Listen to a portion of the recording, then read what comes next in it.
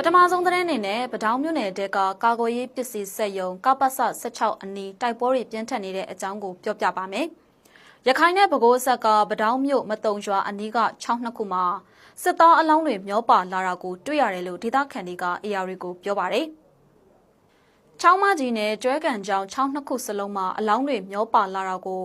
ဇွန်လ10ရက်နေ့ကတွေ့ရှိခဲ့ရတာလို့မတုံရွာဒေသခံကပြောပါတယ်။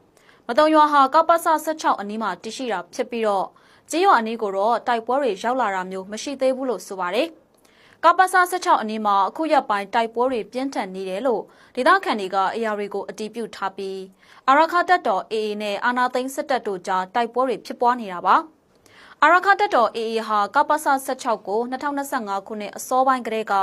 ဝိုင်းပတ်ပိတ်ဆို့တိုက်ခိုက်နေတာဖြစ်ပြီး2025ဧပြီလထဲမှာကပ္ပစ16အနီးက